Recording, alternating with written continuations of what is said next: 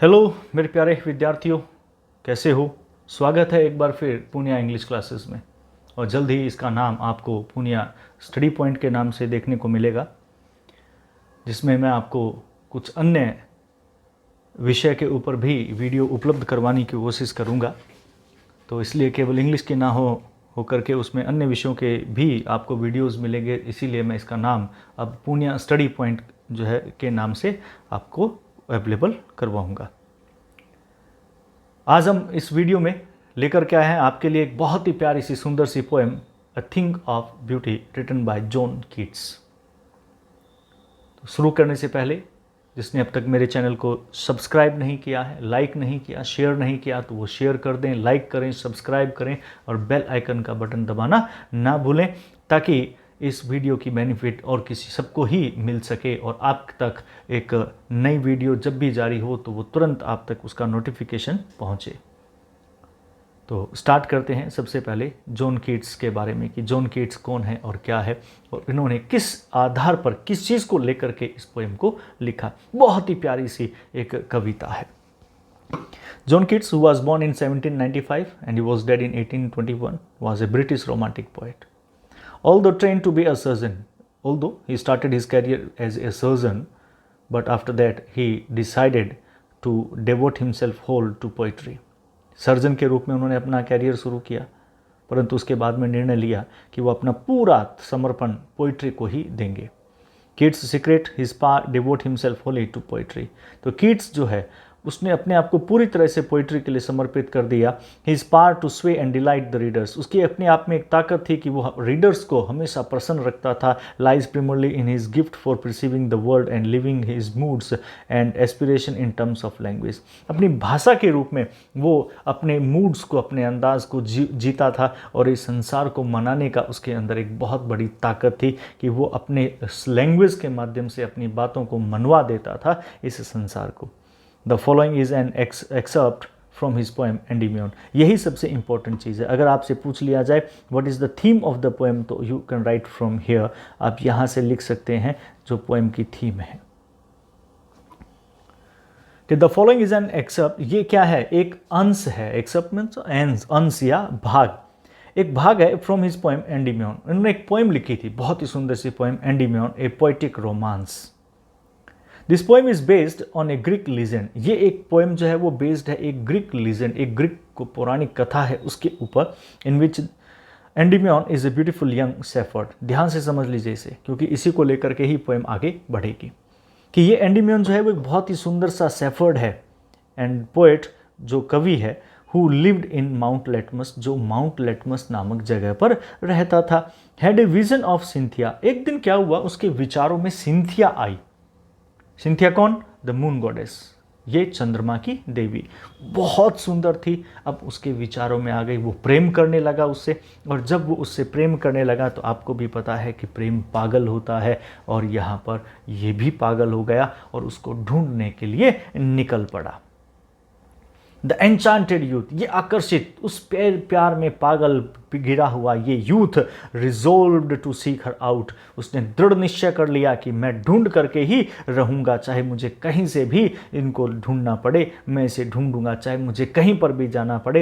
And so wandered away through the forest and down under the sea. और उसके बाद में वो भटकने लगा, घूमने लगा, थ्रू द फॉरेस्ट, जंगलों में, और डाउन अंडर द सी, और समुद्र में भी वो हर जगह यहाँ से वहाँ, एक से दूसरी जगह भटकने लगा, ढूंढने लगा अपनी भेड़ों के साथ में। तो यहीं से ही इस पोएम की शुरुआत होती है कि जब वो जंगल में जा रहा था वो बुरी तरह से थक गया, बहुत बुरी तरह से थक गया। उसके अपने पास में साथ में भेड़ें थी, वो भेड़ें भी बहुत बुरी तरह से थक गई।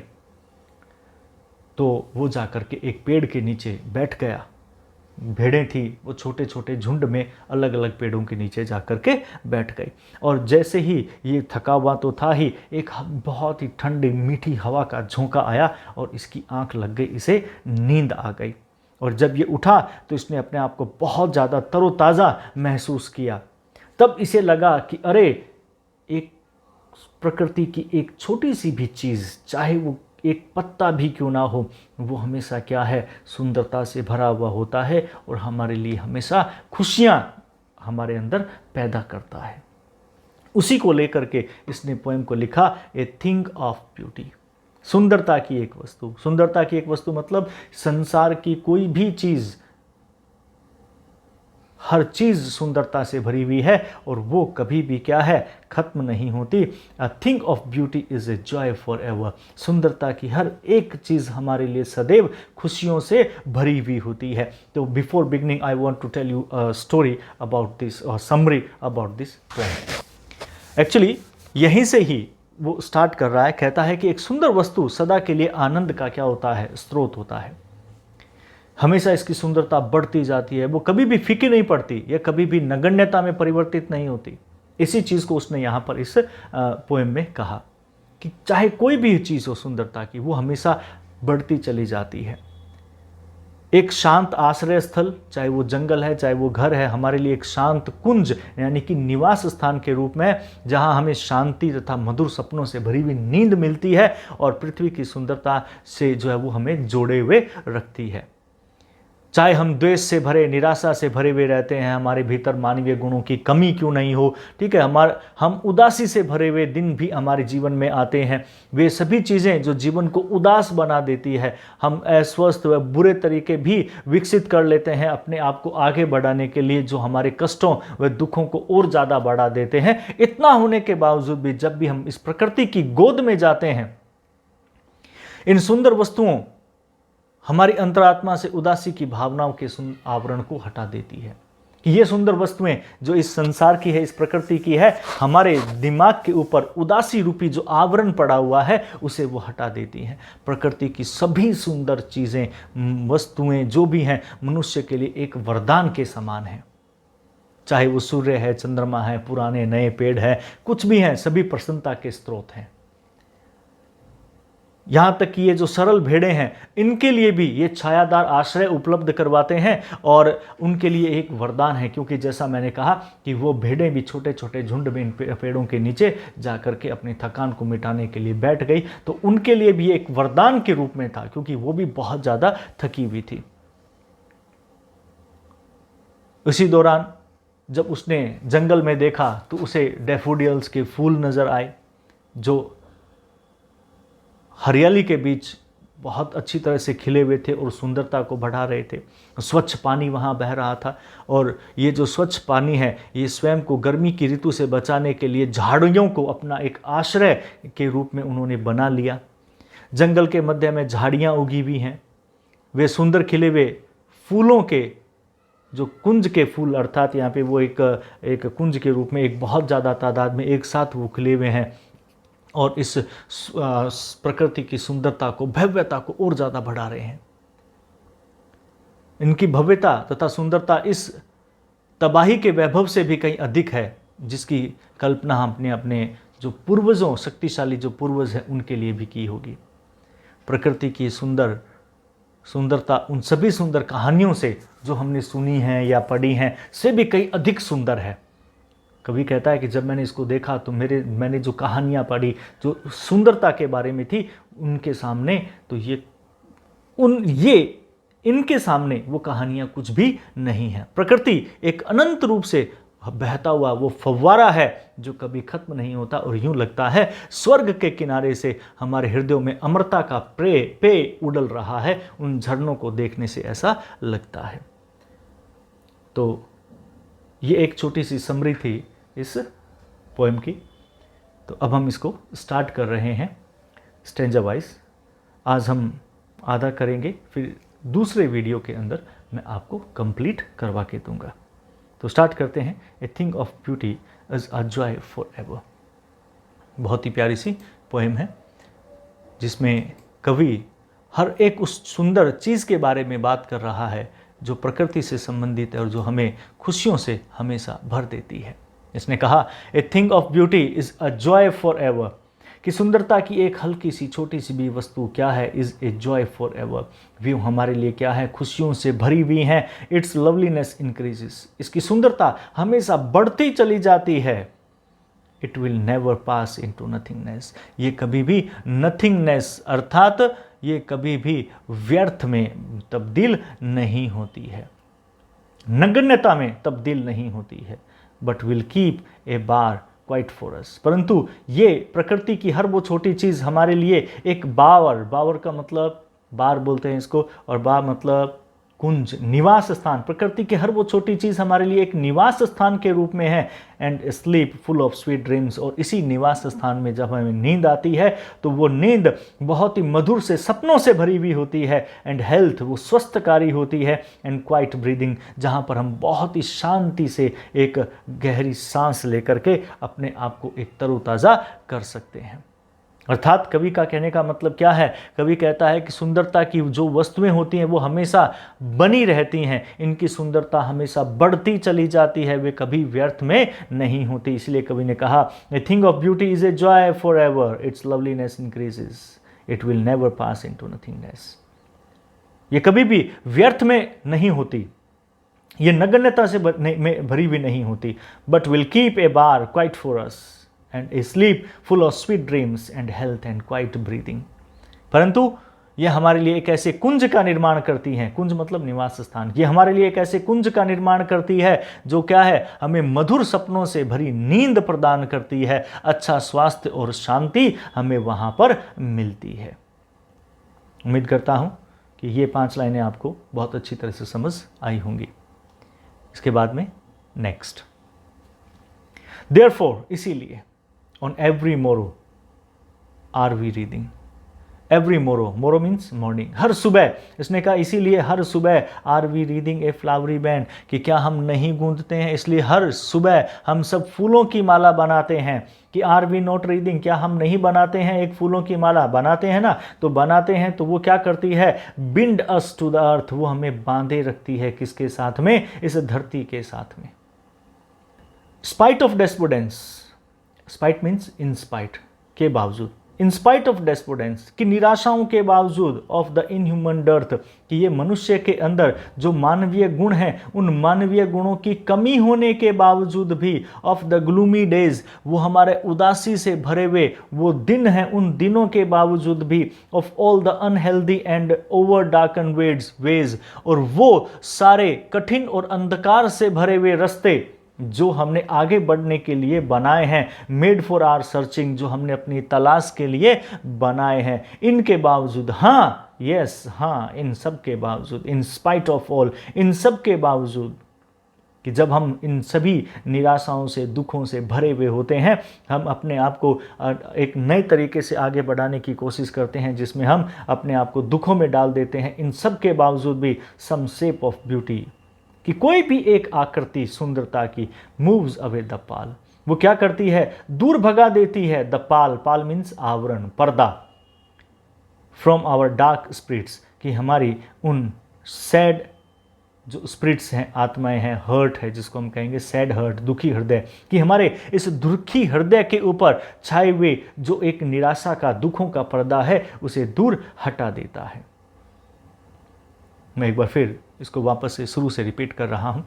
Therefore on every morrow are we reading a flowery band to bind us to the earth।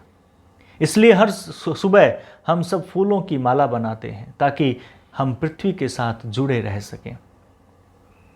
Spite के बावजूद, ऑफ डेस्पोडेंस, निराशाओं के बावजूद, of the inhuman dearth, of noble nature, of the gloomy days, of all the unhealthy and over darken ways, made for our searching, कि चाहे मानव जगत जो है वो मानवता की उसमें कमी हो, चाहे निराशाओं से भरा हुआ हो, उदासी से भरे हुए दिन, सभी कठिन और अंधकार से भरे हुए वो रास्ते जो हमारे खोज के लिए हमने बनाए हैं, इन सब के बावजूद, हाँ, यस, हाँ, इन स्पाइट ऑफ ऑल, इन सब के बावजूद सम शेप ऑफ ब्यूटी, कि सुंदरता की कुछ संरचनाएं, कुछ आकृतियां सुंदरता की, moves away the pall from our dark spirits, ये क्या करती हैं, हमारे नकारात्मक विचारधाराओं को हमारे हृदय से दूर भगा देती हैं।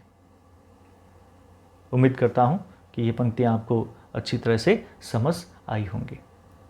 तो आगे बढ़ते हैं। Such the sun, the moon, trees old and young, ऐसे ही इसी सुंदरता को बढ़ाते हैं। कौन बढ़ाते हैं? कुछ ऐसे ही सुंदरता के प्रतीक हैं। कौन? सच द सन, ऐसे ही सुंदरता के प्रतीक हैं सूर्य, द मून ये चंद्रमा, ट्रीज ओल्ड एंड यंग, चाहे पेड़ पुराने हों या नए हों, अर्थात बड़े हों या छोटे हों, हर चीज़ स्प्राउटिंग ए शेडी बून, वो क्या करती है, बिखेरती है, विकसित करती है। स्प्राउट, स्प्राउट मतलब विकसित करना, कि वो विकसित करती है, वो बिखेरती है ए शेडी बून, एक छाया रूपी वरदान, फॉर सिंपल शिप, इन साधारण सी भेड़ों के लिए। एलिट्रेशन और सिंबोलिज्म का यूज किया इसने कि स्प्राउटिंग ए शेडी बून, वो क्या करती है कि हमारे ऊपर एक छाया रूपी वरदान के रूप में ये हमें क्या है, मिलती हैं, और ये हम पर हमेशा अपना जो है एक वरदान कायम रखती है, ये हमेशा फैलाती है हमारे लिए, कि चाहे वो सूर्य है, चाहे चंद्रमा है, पेड़ नए हो या पुराने हों, चाहे कैसे भी हों, स्प्राउटिंग अ शेडी बून, ये हमेशा क्या करते हैं, विकसित करते हैं एक छाया रूपी वरदान, फॉर सिंपल शिप, चाहे वो क्या है, साधारण सी भेड़ें ही क्यों ना हो, उनके लिए भी। क्योंकि जैसा मैंने आपको पोएम में बताया कि वो अपने भेड़ों के साथ में गया हुआ था, और इसी भेड़ों के साथ में जब वो आगे बढ़ा तो वो थक गई और वो पेड़ के नीचे जा कर के बैठ गई, जिसे वो छाया एक वरदान के रूप में नजर आई। तो इसीलिए उसने कहा कि चाहे वो सूर्य है या चंद्रमा है, चाहे पेड़ नए हैं या पुराने हैं, स्प्राउटिंग जो फैलाते हैं, जो विकसित करते हैं, ये शेडी बून एक छाया रूपी वरदान, फॉर सिंपल शिप, इन साधारण सी भेड़ों के लिए। एंड सच आर डेफोडियल्स, और ऐसे ही क्या होते हैं, वो डेफोडियल्स होते हैं, एक प्रकार के फूल, विद द ग्रीन वर्ल्ड, इस हरे भरे संसार के अंदर, दे लिव इन, जिसमें वो क्या करते हैं, रहते हैं। एंड क्लियर रिल्स, रिल्स मतलब झरने, छोटी नदियां, small reverse, glaciers, and clear reels, वो साफ सुंदर दिखने वाले वो छोटी नदियां, वो पानी की बात हो रही है कि पानी उसका बहुत साफ नजर आता है, कि ये साफ सुंदर सी दिखने वाली नदियां, दैट फॉर देमसेल्व्स, जो अपने आप के लिए क्या करती हैं, एक कूलिंग कवर्ड मेघ, एक कूलिंग कवर्ड मेघ, ये क्या करती हैं, ये अपने लिए एक छाया के रूप में, वरदान के रूप, एक छाया के रूप में अपने आप का आश्रय बना लेती हैं। छोटी छोटी झाड़ियाँ नदियों के आसपास में उग जाती हैं, और वो क्या करती हैं, वो छाया जब इनके ऊपर डालती हैं तो ये ठंडा पानी जो है वो बहुत ज़्यादा ठंडा बन जाता है।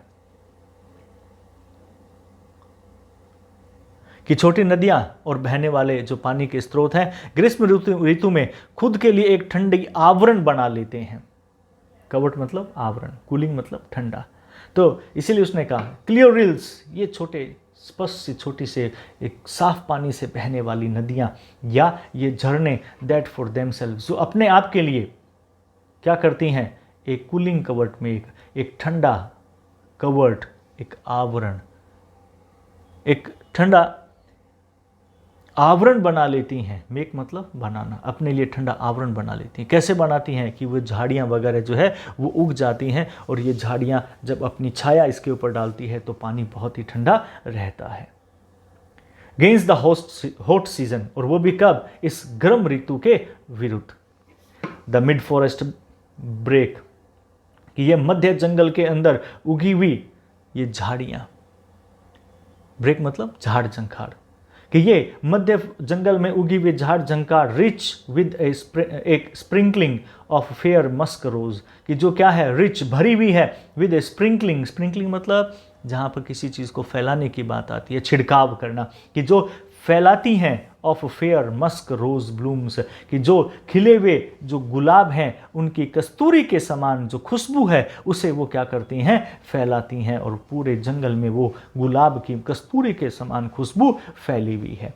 And such too is the grandeur of the dooms, इसीलिए कवि कहता है कि एंड सच टू, और ऐसा भी रहा होगा, द ग्रैंडियर, वो भव्यता, कि जिस प्रकार से इसने इतनी भव्यता का वर्णन किया यहाँ पे कि कितनी शानदार सुंदरता है उस जंगल के अंदर, तो कहता है कि शायद ऐसी ही भव्यता रही होगी, ग्रैंडियर मतलब भव्यता, रही होगी ऑफ द डूम्स, उस डूम्स डे, डूम्स मतलब कयामत का दिन, नाश, अंत का दिन, कि उस अंत के दिन जब, कब, वी हैव इमेजिन्ड, जो हमने कल्पनाएं की हैं, फॉर द माइटी डेड, वो हमारे शक्तिशाली मृत व्यक्तियों के लिए, कि हमारे जो शक्तिशाली मृत व्यक्ति जो जिनकी मृत्यु हो गई थी, प्राकृतिक मृत्यु जो उनकी हुई थी, उनके बारे में शायद हमने यही कल्पनाएं की होंगी कि वो भी इतनी शान के साथ में वहाँ पर स्वर्ग में उनका स्वागत किया गया होगा। कवि क्या कहता है? कवि कहता है कि जिस प्रकार से हम सुनते हैं कहानियों में या कि एक मृत्यु के पश्चात स्वर्ग में बहुत ही एक महान व्यक्तियों का बहुत ही सुंदर तरीके से स्वागत किया जाता है और स्वर्ग बहुत सुंदर है, तो उसी चीज़ को उसने प्रदर्शित करते हुए यहाँ पे कहा कि हम भी कल्पनाएं करते हैं कि जब हमारे उन महान शक्तिशाली जो एक व्यक्ति हैं जिनकी मृत्यु हुई थी, तो उनका भी इतनी ही भव्यता के साथ में उस स्वर्ग में स्वागत किया गया होगा। आल लवली टेल्स, वो सुंदर सी सारी कहानियाँ दैट वी हैव हर्ड, जो हमने सुनी है और रेड, जो हमने पढ़ी है, जिनमें हमने पढ़ा कि इस तरह से एक स्वर्ग में सबका स्वागत किया जाता है, बहुत ही वहाँ पर झरने हैं, सुंदर झरने हैं। एक कल्पना कीजिए, स्वर्ग कल्पना करते हमें एक बहुत ही सुंदर सा दृश्य नजर आता है कि ऐसा रहा होगा स्वर्ग। तो उसने कहा कि वैसा ही स्वर्ग यहाँ पर हमें नजर आ रहा है। And endless fountain of immortal drink, जब वो उसने कहा कि मैं झरनों को देखता हूँ ऊपर से गिरते हुए पानी के, तो मुझे यूँ नज़र आता है कि जैसे वो क्या है, एन एंडलेस फाउंटेन, वो अंतहीन फव्वारे हैं ऑफ इमोर्टल ड्रिंक। इमोर्टल मतलब अमृत, अमर के जो पेय पदार्थ के, यानी कि अमृत रूपी पेय पदार्थ के। अमृत रूपी पेय पदार्थ किसको कहा? पानी को कहा, क्योंकि पानी के बगैर मनुष्य जिंदा नहीं रह सकता। तो उसने कहा एन एंडलेस फाउंटेन, वो अंतहीन फव्वारे ऑफ इमोर्टल ड्रिंक, वो अमृत रूपी पेय के, पोरिंग, जो उड़ेले जा रहे हैं, अनटू अस, हमारे ऊपर, फ्रॉम द हेवंस ब्रिंग, उस स्वर्ग के किनारे से। अर्थात इसने कवि ने कहा कि जब हम झरनों को ऊपर से नीचे गिरते हुए देखते हैं तो यूं लगता है कि स्वर्ग से ईश्वर जो है वो क्या कर रहा है, एक पेय, एक अमृत रूपी पेय का फव्वारा उसने हमारे ऊपर उड़ेलना शुरू कर दिया है। मैं एक बार फिर such the sun the moon से रिवाइज करता हूं, इसको रिपीट कर रहा हूं और एंड तक हम एक बार फिर इसको पढ़ते हुए जाएंगे। Such the sun the moon, trees old and young, sprouting a shady boon for simple sheep. कवि ने कहा कुछ ऐसी ही सुंदरता के प्रतीक हैं सूर्य और चांद, छोटे बड़े पेड़ पौधे जो विकसित होते हैं और साधारण भेड़ों तथा अन्य जानवरों के लिए छाया के रूप में वरदान बन जाते हैं। एंड सच आर डैफोडिल्स, ऐसे ही क्या रहे होंगे, वो डैफोडिल्स के फूल जंगलों में खिलते हैं विद द ग्रीन वर्ल्ड, इस हरे भरे संसार में। हरे भरे संसार मतलब जंगल में, कि ऐसे ही वो फूल इस हरे भरे संसार के अंदर क्या है, खिलते हैं और उनकी शोभा बढ़ाते हैं।